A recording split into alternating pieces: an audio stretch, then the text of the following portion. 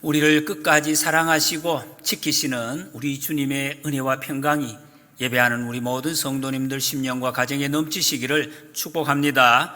요한계시록은 악한 세력은 반드시 멸망한다, 예수 그리스도께서 반드시 승리하시는 것, 그 증거를 확실하게 이 세상에 살고 있는 우리에게 보여주심으로 환난과 박해 가운데 힘들게 어렵게 신앙생활을 하고 있는 성도들을 위로하고 격려하고 하나님의 사랑을 보여주시고, 그리고 소망을 가지고 담대하게 살 수 있도록 가르쳐 주시는 하나님의 말씀이라고 했습니다. 오늘 9장에서는 그 재앙이 나오는데 나팔 재앙, 5번째, 6번째 재앙의 내용이 나오고 있습니다. 5번째 천사가 나팔을 불었는데 하늘에서 별 하나가 떨어졌다 그랬어요. 별 이름을 11장에 보면 아바돈 아볼루온이라고 밝히고 있습니다. 이것을 해석하면 멸망시키는 자, 무서운 말이죠.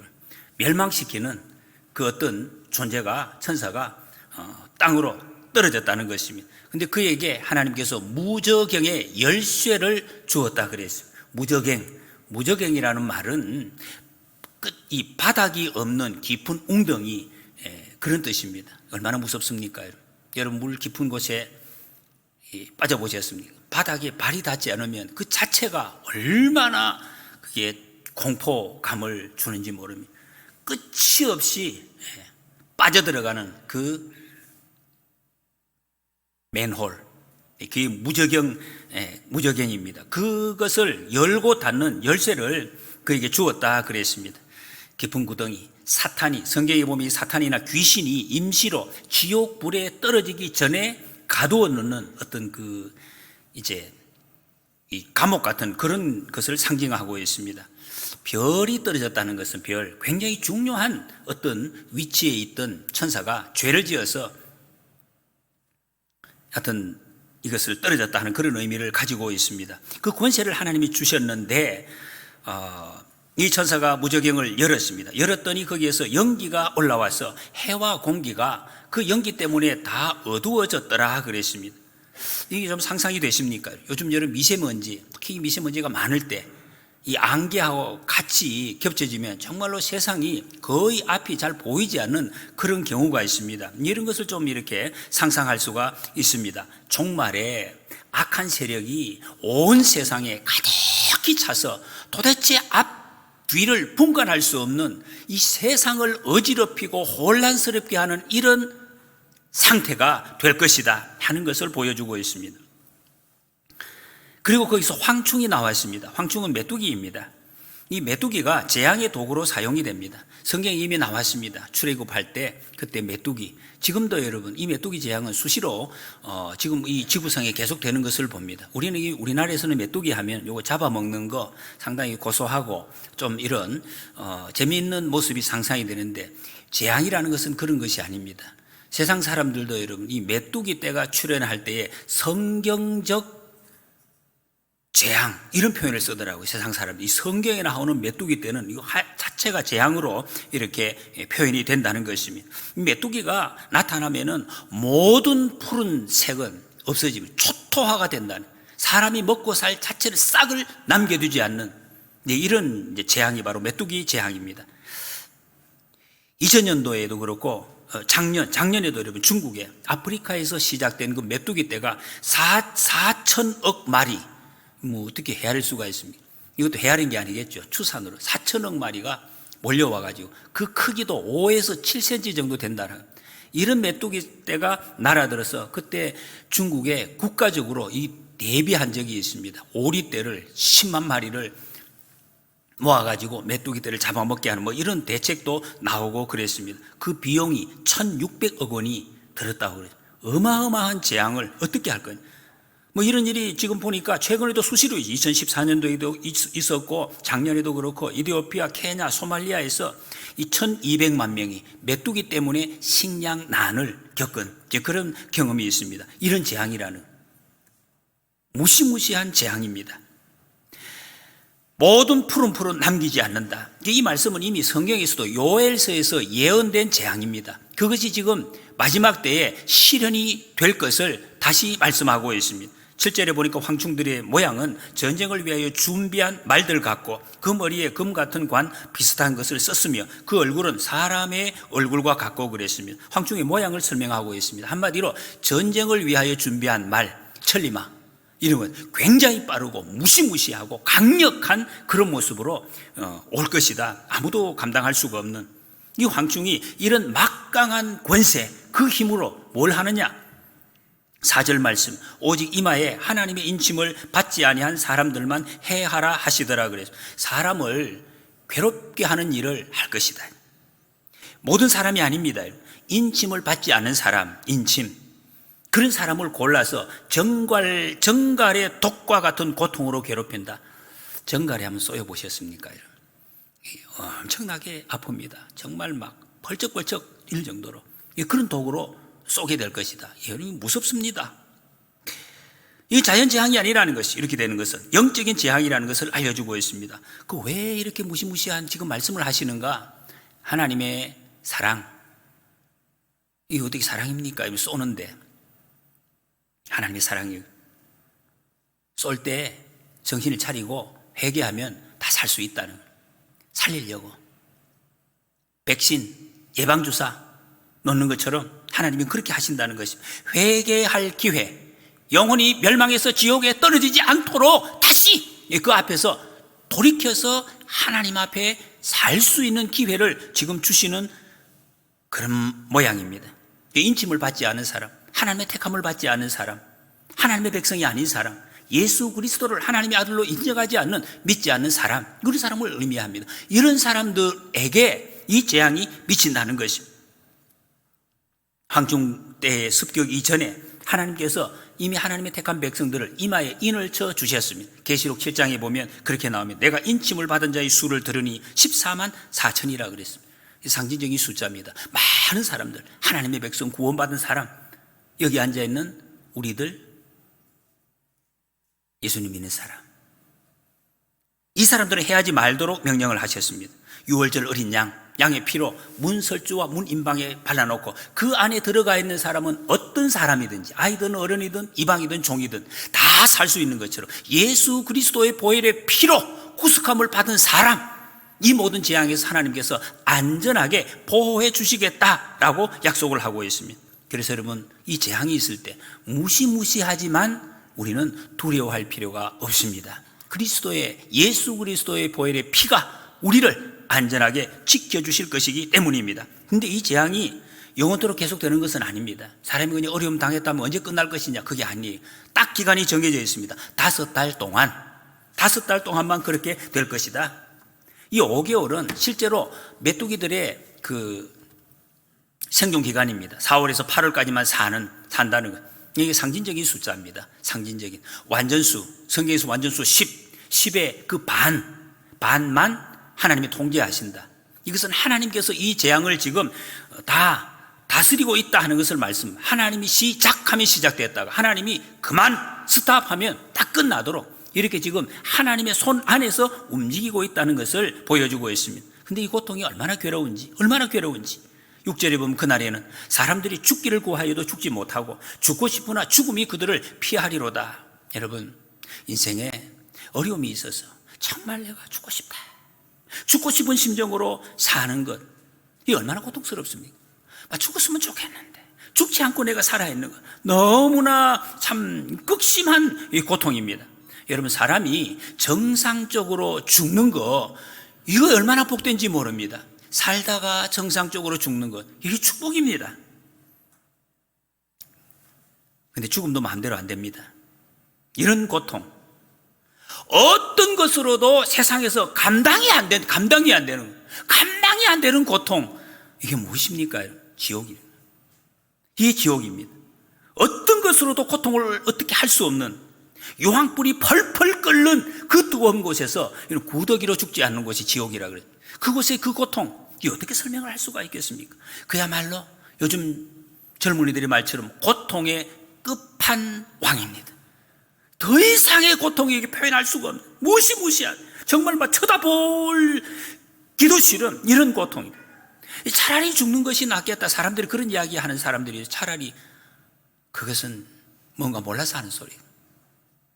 죽음 이후의 삶이 어떤 것인지 모르고 하는 소리가 그 소리지.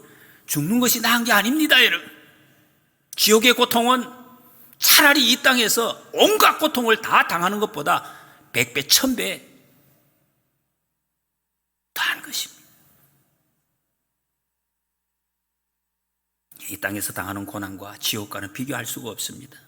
그러니까 여러분, 이 땅에서 하나님께서 우리로 하여금 고난을 당하게 하시는 것은 우리를 배려하시는 것입니다. 기회를 주시는 것입니다. 우리를 사랑해서 돌이키라고 하나님이 길을 열어주시는 것입니다. 아직도 끝을 내지 않겠다는 것입니다. 성경의 말씀에 보면 예수님 믿지 않기 때문에 하나님을 모르고 세상의 기쁨, 사실은 그 기쁨이 아닌데 그걸 기쁨인 줄 알고 살던 사람, 그 심령이 얼마나 비폐해질 것인지, 그 자체가 얼마나 저주가 될 것인지를 말씀합니다. 디모데후서 3장 1절 이하에 보면 너는 이것을 알라. 말세에 고통하는 때가 이르러. 고통하는 때가 무엇 때문에 이렇습니다. 자기를 사랑하며 돈을 사랑하며 자랑하며 교만하며 비방하며 부모를 거역하며 감사하지 아니하며 거룩하지 아니하며 무정하며 원통함을 풀지 아니하며 모함하며 절제하지 못하고 사나우며 선한 것을 좋아하지 아니하며 배신하며 조급하며 자만하며 쾌락을 사랑하기를 하나님 사랑하는 것보다 더하며 경건의 모양은 있으나 경건의 능력은 부인하는 자니 이 같은 자들에게서 내가 돌아서라. 말세에, 이게 말세의 정상입니다. 말세에 예수님의 십자가를 배반하는 일들이 강력하게, 여러분 여기서 강력하다는 것은 막 시끄럽고 대포를 쏘고 그런 것이 아닙니다. 감당이 안 되는 그 물이 강력하게 흐르는 것처럼 이 문화의 물줄기가 흘러가듯이 그렇게 우리에게 밀려오는 것입니다. 가만히 앉아 있어도 또 밀려가는, 일어날 것이다. 타락한 자들 더 타락하게 되고 인본주의, 사람 중심주의가 더 기승을 부리게 되고 불신의 늪으로 계속해서 쭉 빠져들어갈 것이다. 그렇게 말씀합니다. 그런데 하나님의 백성, 성도는 이 황충을 두려워할 필요가 없다. 왜? 하나님이 보호해 주시니 십자가 보혈 아래 안전하게 보호하실, 하나님이 선을 그어서 지켜주실 것이다 말씀하십니다. 그래서 여러분, 우리 성도는 이런 심판의 정상들을 보면서 한편으로 두렵기도 하지만 흔들리지 말고 진리에 더 하나님의 말씀을 더 붙들고 더 사랑하며 하나님 주신 사명을 잘 끝까지 예수님 이름을 부르면서, 여러분 주님이 그 말, 주의 이름을 부르는 자, 이게 그 뜻입니다. 예수님의 이름을 계속 부르면서 영혼 구원의 사명을 잘 감당해야 될 것입니다. 여러분, 제가 예수님의 이름을 부른다 하니까 입으로 그냥 맞습니다. 여러분, 입으로 부르는 거예요. 여러분, 입으로 예수님의 이름을 얼마나 부르십니까? 교회 와서 예수님 부르죠, 찬송할 때. 그때 말고 안 해요. 주의 이름을 부르는 자는 구원을 얻으리라, 이 말씀이 밤낮으로 계속해서 부르라는 것입니다. 어떻게 부릅니까? 책을 읽을 때도 주님, 예수님, 이 책을 이렇게 썼는 거 이렇게 이해하면 됩니까? 이렇게 맞습니까? 주님 이거 맞지요? 예수님 이거 맞습니까? 길을 걸을 때도 하나님, 내가 이 걸어가는 모습이 괜찮습니까? 예수님 나 이렇게 가는 괜찮겠습니까? 사람하고 대화할 때도 예수님 내가 이 대화하는 것을, 이 말을 내가 해도 예수님 괜찮습니까? 이렇게 하는 것이 예수님 기뻐하십니까? 예수님 어떻게 생각하십니까? 예수님의 이름을 부르라는 것이죠. 13절 14절에 보면 여섯째 천사가 나팔을 불매 내가 들으니 하나님 앞 금제단 네 뿔에서 한 음성이 나서 나팔 가진 여섯째 천사에게 말하기를 큰 강 유브라데에 결박한 네 천사를 놓아주라 하니, 여섯 번째 재앙입니다. 금제단에서 네 뿔에서 네 천사가 유브라데 강에 놓였다는 것은, 잡혀 있었다는 것을 전제로 하는, 뭔가 지금 하나님 앞에서 죄를 지어서 묶여 있다가 이 죄인 된 천사가 놓여진다는 것을 보여주고 있습니다. 악한 천사라는. 여러분, 성경에 보면 역사에 이스라엘에 침략하는 모든 이방인 군대들이, 아수르, 바벨론, 바사 군대가 전부 이 유브라데 강을 넘어서 들어왔습니다. 전쟁을 일으키라는 것입니다. 이 전쟁을 일으키는 재앙입니다. 이 땅에 왜 놓아주느냐? 하나님의 때가 이르렀기 때문에. 여러분, 이 세상의 끝까지 이렇게 가지 않습니다. 하나님의 때가 있습니다. 문을 닫을 때, 온 세상이 멸망당하는 때, 그 때가 있어요. 우리 내가 살고 있으니까 그게 아니에요. 15절에 보면 그들은 그 연월 일시에 이르러 사람 3분의 1을 죽이기로 준비된 자들이라 그랬습니다. 이 말은 하나님께서 전쟁의 연월 일시를 하나님이 쥐고 계신다, 하나님이 다스리신다, 그런 말씀. 김정은이가 저거 언제 전쟁이 일으킬 것이냐, 하나님 손에 달려 있습니다. 세상 사람들은 정치적인 어떤 구도, 무슨 이런 다른 세상의 패권, 이런 정치적인 환경에서 아니에요. 그 이면에 사람들의 마음을 격동시키는 사탄의 악한 세력이 있고, 그 악한 세력을 주관하고 다스리시는 분은 하나님이시다. 하나님이 허락하셔야 전쟁이 터지는 것이고 그것이 끝난다는 것입니다. 그래서 우리가 해야 될 일은 복음화된 통일조국, 복음을 통해서 우리 남과 북이 통일이 될 수 있도록 하나님 인도해 주옵소서. 그 거룩한 향기의 기도를 우리는 하나님 앞에 올려드려야 될 것입니다. 하나님의 명령이 금제단에서 나왔다는 것을 우리가 주목할 필요가 있습니다. 금제단 앞에서 이런 무엇입니까? 성도들의 기도가 금 그릇에 담겨서 올라가던 곳, 그것이 바로 금제단입니다. 그리고 이 말은 이 지금 전쟁의 재앙이 성도들의 기도의 응답으로 이루어지고 있다 하는 것을 보여주고 있습니다. 전능하신 하나님께서 그때를 정확히 아시고 그 시를 작정해 놓으셨다는 것입니다. 여러분, 그래서 우리가 지금 해야 될 일은 다른 거 없습니다. 기도입니다. 쉬지 말고 기도하라. 쉬지 말고 기도하라. 하나님께서 우리의 기도를 다 들으시고 그 기도를 주님의 때에 이루신다. 그래서 우리는 하나님의 때를 믿음으로 준비해 가야 될 것입니다. 이때 동원된 군대가 2만만이라 그랬어요. 2억 명. 2차 대전 때 온 세계 군대들이 다 동원된 숫자가 약 7천만 명 정도 된다. 어마어마한 숫자입니다. 사실 2억 명은 지금도 온 세계의 군대를 다 합쳐도 이렇게 안 된다는 거예요. 근데 굉장히 많은 숫자를 말해요. 상징적인 숫자입니다. 엄청난 숫자. 그리고 기마부대가 나타날 것이다 그래. 기마병. 옛날에는 여러분 보병에 비하면 기마병은 굉장한 감당할 수가 없는 그런 이제 강한 어떤 군대를 의미하고, 요즘으로 말하면 기갑부대, 전차부대, 대항할 수가 없는 강력한 군대. 이 말들의 형상을 다양한 해석으로 하고 있습니다. 그것은 우리가 어떻게 정확하게 할 필요는 없습니다. 여기 주목할 것은 19절 말씀입니다. 그 말들이 공격을 하는데 공격의 주요 도구, 말이 무엇으로 공격하느냐? 입, 꼬리. 입으로 공격하고 꼬리로 공격을 한다라고 말씀하고 있습니다. 19절에 입과 꼬리에 그 힘이 있다. 입에서, 여러분 입이 뭡니까? 입에서 나오는 소리, 말. 입에서는 말이 나온다. 우리말에 말 한마디로 천냥빚을 갚는다, 그런 속담이 있습니다. 돈을 어떻게 말로 갚느냐? 그럴 수 있다는. 말을 어떻게 하느냐에 따라서 엄청난 빚을 갚을 수도 있다. 사람의 마음을 움직이는 것이 바로 말이라는 거예요. 다른 것이 아닙니다. 정말 이게 가능한가? 중국 고사에 이런 이야기가 있습니다. 어떤 왕자에 대해서 술사에게 물었습니다. 이 아들이 자기 이제 이어가야 되니까 어떻게 될 것인가? 이 술사가 딱 보니까 이게 보이는 거예요. 이게 곧 죽게 생겼다.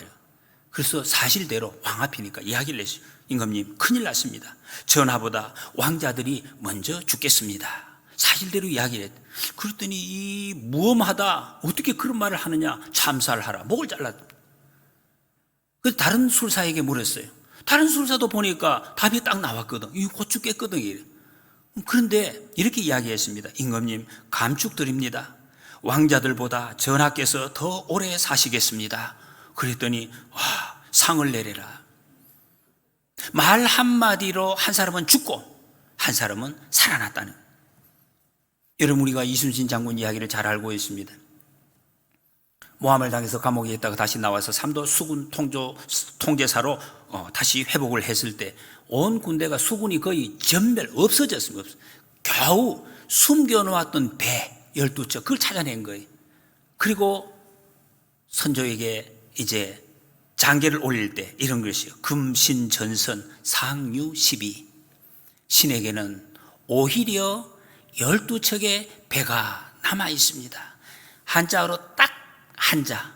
이게 만약에 상류가 아니라 GU10이라고 하면 12척 밖에 없습니다. 만약에 그렇다면 조선의 역사가 달라졌을 것이고 우리 한국의 역사가 어떻게 됐는지 우리는 알 수가 없을 것입니다.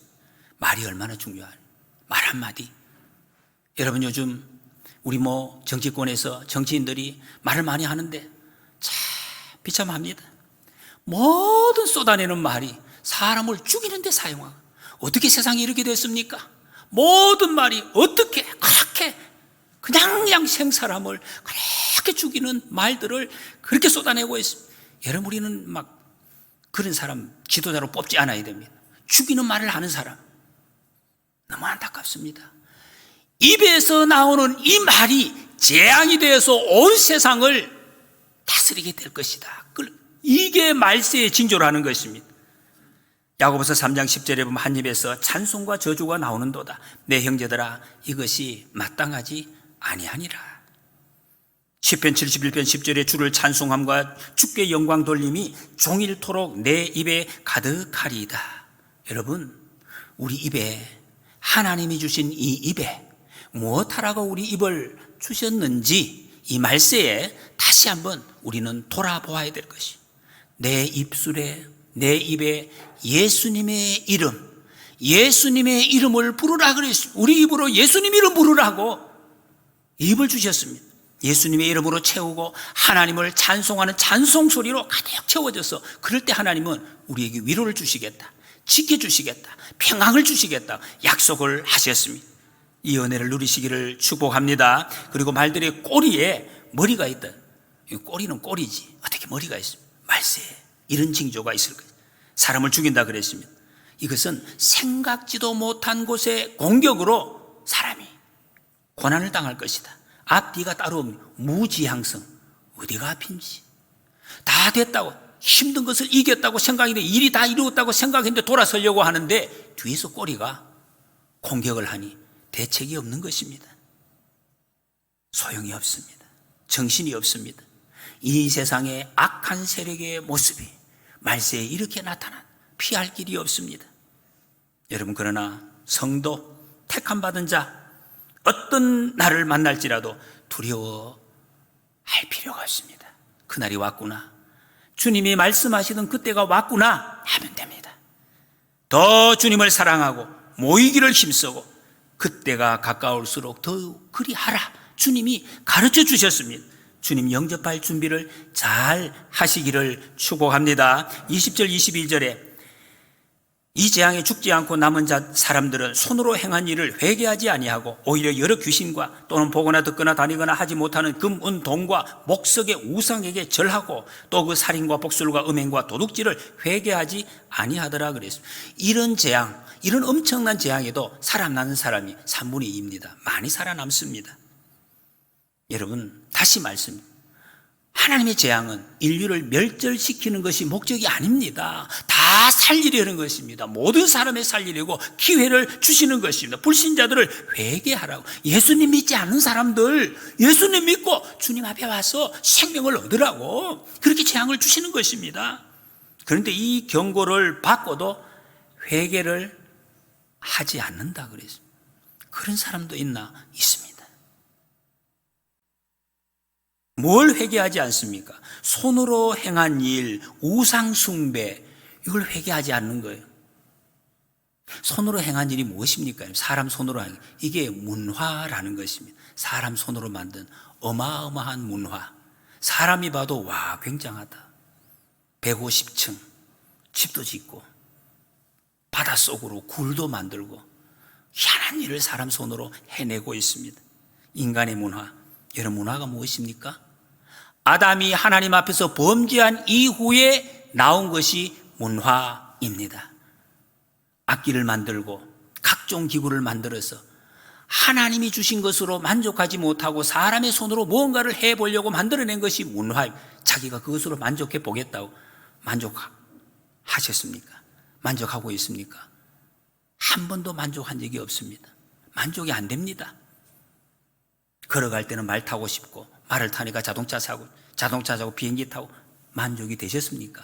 만족이 될 수가 없어요.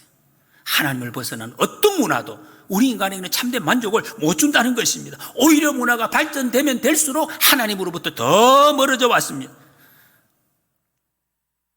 여러분, 최고의 악기, 가장 멋진 악기, 거기다가 최고의 작곡가가 작곡을 해서 음악을 연주했어요.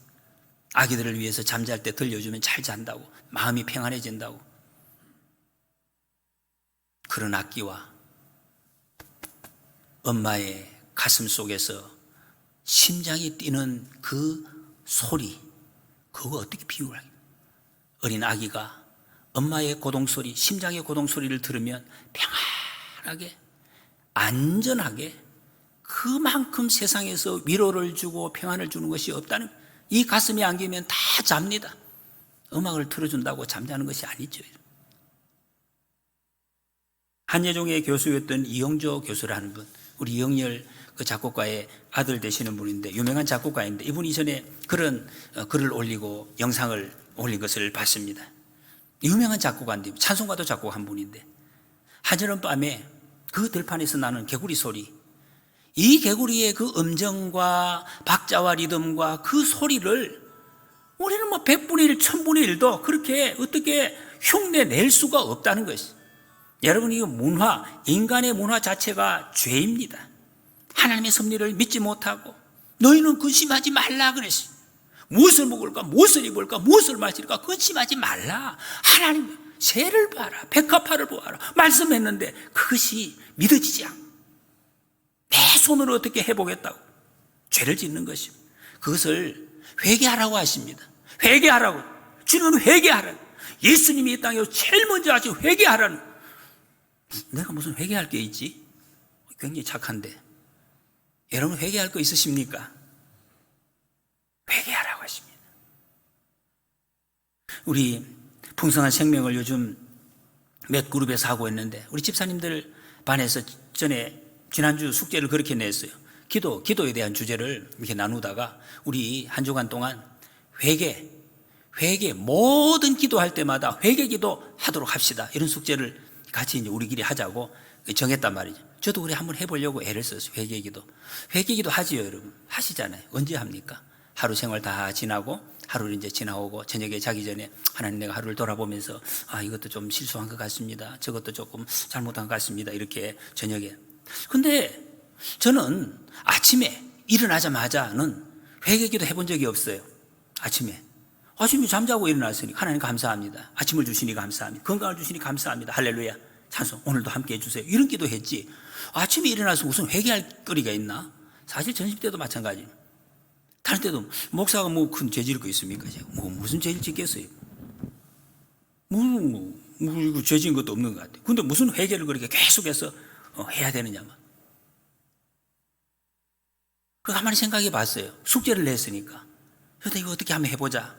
그런데 여러분, 제가 가만히 아침에도 그렇고 하나님의 눈을 감고 하나님 내가 회개할 것이 무엇입니까? 물어봤죠. 그런데 제게 생각이 나는 게 있더라고요. 참, 제 스스로를 많이 속였구나. 회개할 것이 어마어마하게 많은데 회개할 것이 없는 것처럼, 목사가 무슨 내가 죄를 짓지? 내가 무슨 돈을 떼먹였나? 사기를 쳤나? 거짓말을 했나? 안 했어요. 무슨 죄를 짓? 뭘 회개할 게 있나 봐. 여러분, 착한 우리 예수 믿는 사람들, 여러분 회개할 것이 혹시 없다고 생각이 되십니까? 모든 것이 회개거리구나, 그런 생각이 났습니다. 하나님이 사랑하라고 했는데 내가 정말 사랑했는가? 그럼 가만히 있었지 뭐. 그냥 너 가만히 있었으니까 죄 안 지었다고. 사랑하라고 했는데 말로도 사랑하고 행동으로도 사랑하고 부지런하라고 했는데 게을르고 시간을 더 낭비하지 않을 수도 있었는데 낭비하고, 나아가서 전도해야 되는데 안 하고 가만히 있는 게 죄입니까? 여러분, 주님은 우리에게 회개하라고 하십니다. 그래야 산다고 말씀하십니다. 여러분, 우리가 잘못하는 거 가장 가까운 부부지간에, 부모 자녀지간에 그냥 말을 안 한다고 나는 뭐 별 잘못하는 게 없어. 내가 가족 식구에게 내가 그냥 다 열심히 한다고. 열심히 하고 계십니까? 한번 물어보세요, 여러분. 옆에 있는 사람에게. 말을 안 하니까 그렇지. 그런 내가 잘못 없다고 생각하는. 얼마나 상대방이 고통스럽고 괴로워하는지를 나는 말 안 하니까, 고개 끄덕거려주니까 그런 줄 알고 살아가는 거예요, 우리는. 자기 스스로를 속이면서 속고 싶어서 오히려 살아가는 것처럼 참 우리의 모습을 봅니다. 여러분, 구원받은 성도의 특징이 무엇인가? 가장 큰 특징이 회개한다는 것입니다. 회개한다. 성경의 빛으로 성령의 조명에 비추어지면 그 더러운 것이 보여지게 되어 있습니다. 여러분, 낮에도 보십시오. 불빛을 합니다. 자동차 불빛이나 이런 빛을 걸어가는데도 얼마나 많은 먼지가 나. 어두우니까 보이지 않는 것이죠. 회개가 축복입니다. 회개가 그치지 않으면 우리에게 소망이 있습니다. 그리고 세상 문화에는 우리가 만족을 주지 못한 만족이 없습니다. 그 문화가 결국에 우상이 된다. 내 우상이 돼. 그걸 섬기는 것을 절대로 포기하지 못한다는 것입니다. 여러분, 그렇기 때문에 우리는 세상 문화에 너무 가치를 두어서는 안 됩니다. 하나님께로 돌이켜야 됩니다. 돌아가야 돼요. 이것이 우리가 사는 길이에요. 살아있는 것. 한 번뿐인 인생, 정말로 후회 없이 하나님 앞에 설 수 있고 하나님 나라로 인도하는 그 방법, 우리가 정말 행복하다, 복되다 하는 삶을 사는 길입니다. 말씀을 정리합니다. 전쟁을 작정하시고 승리하시는 분은 하나님이십니다. 지금 우리가 당하고 있는 전염병, 코로나19 감당할 길이 없습니다. 이 질병, 이 전염병 다스리는 분 하나님이십니다. 하나님 손에 달려 있습니다. 하나님이 이거 없애시면 순식간에 사라집니다. 하나님의 때가 있습니다. 우리는 전쟁이나 재앙 앞에 다른 것도 마찬가지입니다. 내 가정에 여러분 지금 뭐 움직일 수 없는 고통이 있습니까? 아픔이 있습니까? 슬픔이 있습니까? 문제가 있습니까? 하나님 손에 달려 있습니다. 모든 고통과 질병이 하나님이 다스리신다. 그러나 우리 두려워할 필요 없습니다. 우리가 할 일이 있습니다. 하나님 앞으로 돌이키는 것, 회개하는 것입니다. 내 죄를 자백하면 주님은 미쁘시고 의로우사 우리 죄를 깨끗하게 용서해 주십니다. 예수 그리스도의 피로 정결하게 준비되면 악한 세력이 아무리 기승을 부려도 우리는 안전하게 보호해 주시겠다고 약속하셨습니다. 손끝 하나 만질 수가 없다고 지키십니다. 요한일서 5장 18절에 하나님께로부터 난 자는 다 범죄하지 아니하는 줄을 우리가 아노라. 하나님께로부터 나신 자가 그를 지키심에 악한 자가 그를 만지지도 못하느니라 그랬습니다. 여러분, 아직도 이런 심판에 대해서 듣지 못하고 무감각해서 지옥의 일을 가고 있는 우리 사랑하는 가족들이 있습니다. 친구, 이웃들 어떻게 하시겠습니까? 그들에게 이 복음을 속히 증거하시게 하게 되시기를 바랍니다. 자연현상도 전쟁도 하나님의 섭리를 이루는 도구로 지금 쓰임 받는다는 것을 오늘 본문에서 말씀하십니다. 하나님께서 이것들을 통해서 성도를 보호하시고 악인은 심판하십니다. 우리는 이 믿음으로 우리 입술에 예수님의 이름 찬송으로 채우고 매 순간순간 24시간을 죄를 자백하는 회개의 삶을 통해서 우리가 영적으로 깨어나서 다시 오실 주님을 잘 준비하시고, 그리고 이 땅에 하나님이 주신 생명, 살아있는 시간 동안에 어떤 재앙이 있고 유혹이 와도 담대하게 주님 오실 말세를 승리하면서 풍성한 생명을 누리는 우리 모두가 되시기를 축복합니다.